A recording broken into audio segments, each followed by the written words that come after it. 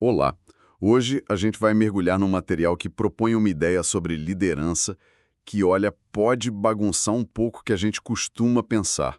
A fonte é um texto do Ronald Heifetz. E a grande pergunta que ele joga na mesa é a seguinte: afinal, o que é liderança de verdade? Exato. Porque a gente tem uma imagem mental quase que instantânea, né? A gente pensa em carisma, confiança, poder de persuasão, autoridade. Sim, os suspeitos de sempre. Exato. Mas o texto argumenta que talvez a gente esteja olhando para o lugar completamente errado, que essa resposta intuitiva, na verdade é o que mais nos confunde.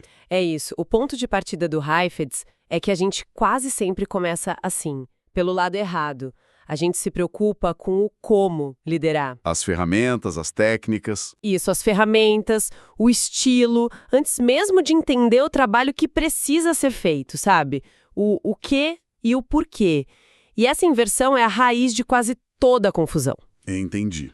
Então, o que a gente vai fazer aqui é meio que desmontar essa ideia de que liderança é uma espécie de checklist de qualidades pessoais. E vamos tentar montar uma nova base para esse conceito, uma que se apoia em uma única coisa: o trabalho de mobilizar um grupo para encarar um desafio complicado. Perfeito, então vamos começar a desmontar. O texto diz que o erro mais comum é justamente esse, né? Achar que liderança é um pacote de habilidades. Quase uma receita de bolo. Isso, como se existisse uma receita para o líder ideal.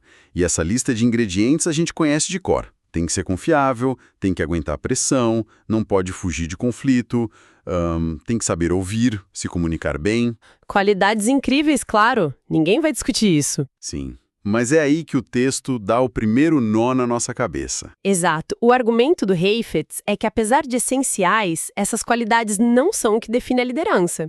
E o motivo é simples: elas não são exclusivas da liderança. Elas são, na verdade, competências fundamentais para viver bem, sabe? Para ser funcional em praticamente qualquer área. Qualquer área. Sim. Pensa nos exemplos que ele dá. Criar um filho, vender um produto, gerenciar uma loja, ser um bom médico ou advogado.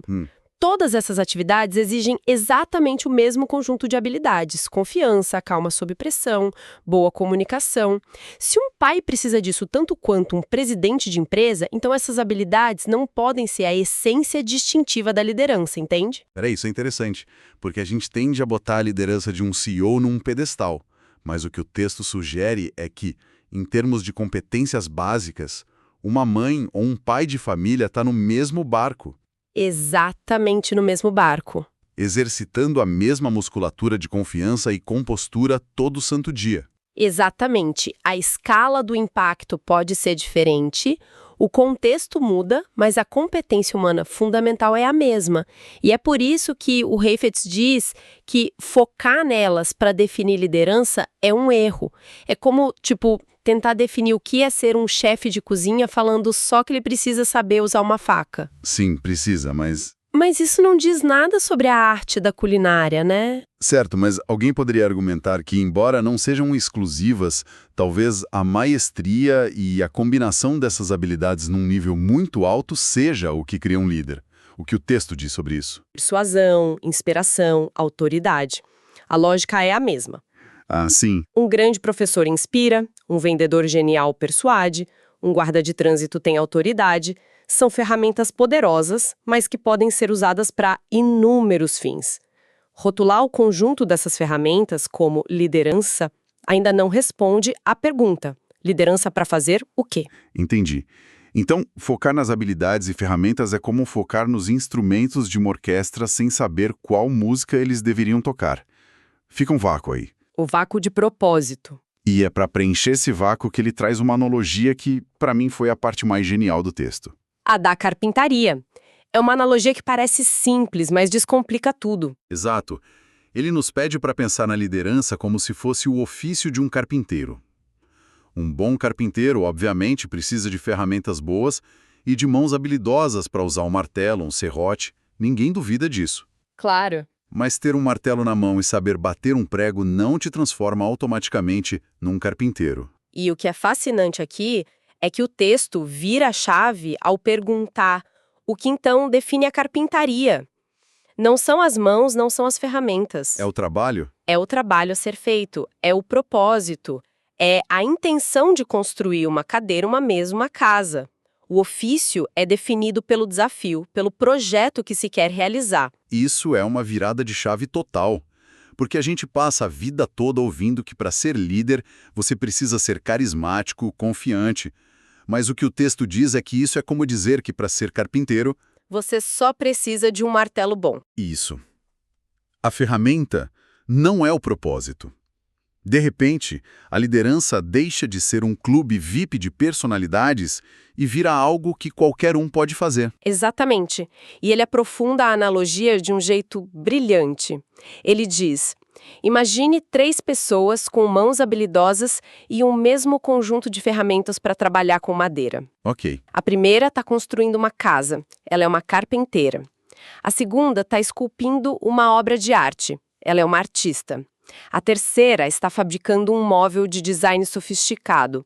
Ela é uma marceneira. Nossa. As habilidades podem ser parecidas, as ferramentas podem ser as mesmas, Podem ser idênticas. mas o trabalho, o propósito, o desafio que cada uma delas enfrenta é completamente diferente. E é esse desafio que define o ofício de cada uma, não as ferramentas que elas têm na mão. Uau! E essa é a grande sacada. Se a gente aplicar isso à liderança, a conclusão é inevitável. O que define a liderança não é o carisma ou a persuasão do líder. É a natureza do desafio. É a natureza do desafio que um grupo de pessoas precisa enfrentar. As habilidades são apenas as ferramentas que podem ou não ser úteis para aquele desafio específico. O trabalho vem primeiro, sempre. Então, a grande mudança de paradigma que o texto propõe é essa: tirar o foco da pessoa, da figura quase mítica do líder, e colocar o foco no problema, no desafio a ser superado. É uma inversão completa. E o Heifetz faz um alerta bem direto sobre isso. Ele diz que quando as pessoas, e principalmente as organizações, focam demais nas ferramentas e nas características do líder, elas se desorientam. Elas perdem a bússola. Perdem a bússola, que deveria ser o trabalho a ser feito, e ficam obcecadas com o desempenho individual, com a aparência de liderança, em vez de focar no progresso real do grupo. E se a gente conectar isso a um quadro maior, as implicações são enormes. Se a liderança é sobre a tarefa e não sobre um conjunto fixo de traços de personalidade, ela se torna muito mais democrática. Mais acessível. Deixa de ser um clube exclusivo. Totalmente. Deixa de ser um clube exclusivo para pessoas que nasceram para liderar. Pensa nisso. Qualquer pessoa em qualquer posição pode exercer liderança. Como assim? Um funcionário júnior que percebe um processo que não funciona e mobiliza os colegas para encontrar uma solução está praticando liderança. Um morador de um bairro que reúne os vizinhos para resolver um problema de segurança está praticando liderança. Não tem a ver com o cargo, tem a ver com a disposição de encarar um desafio coletivo. Isso nos leva à definição final que o Heifetz propõe, que é muito precisa. Ele diz que liderança é a prática de mobilizar pessoas para enfrentar desafios difíceis. É uma frase curta, mas cada palavra ali tem um peso enorme. Vamos quebrar essa frase, então. Vamos. Primeiro, prática. Isso reforça que liderança não é um traço de personalidade que você tem, mas uma atividade que você faz. É um verbo, não um substantivo. Certo, faz sentido. Segundo, mobilizar. A palavra não é comandar ou dirigir. Mobilizar sugere engajamento, persuasão, inspiração. É sobre fazer com que as pessoas queiram participar voluntariamente do esforço. Não é sobre dar ordens. Entendi. É sobre criar movimento. Perfeito. E a última parte, enfrentar desafios difíceis, é talvez a mais importante. É o que diferencia a liderança de gerenciamento, né? Exatamente. É o ponto crucial. Gerenciar é lidar com problemas que já têm solução conhecida. É manter o sistema funcionando.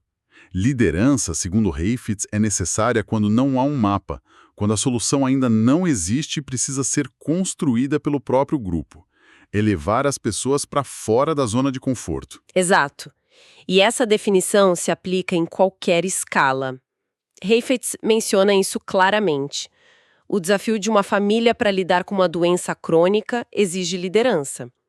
O de uma empresa para se reinventar diante de uma nova tecnologia exige liderança. O de uma nação. O de uma nação para confrontar injustiças históricas exige liderança.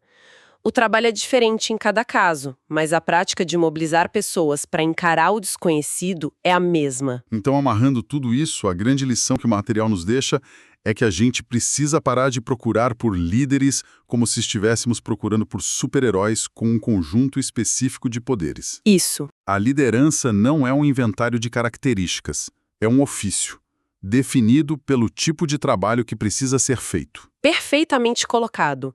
Os desafios definem o ofício.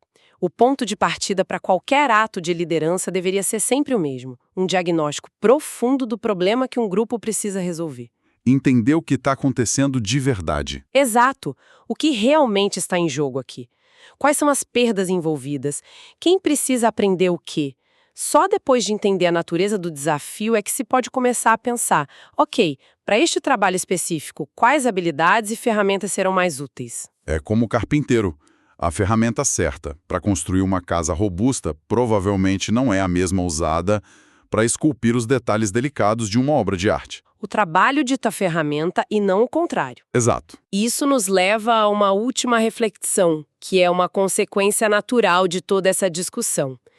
Se a gente aceita que liderança é sobre mobilizar pessoas para enfrentar desafios, e não necessariamente sobre exercer um cargo ou uma autoridade formal, Certo. o que acontece? O que acontece quando o verdadeiro trabalho de liderança exige que você desafie as mesmas pessoas e as mesmas estruturas que te deram essa autoridade formal em primeiro lugar?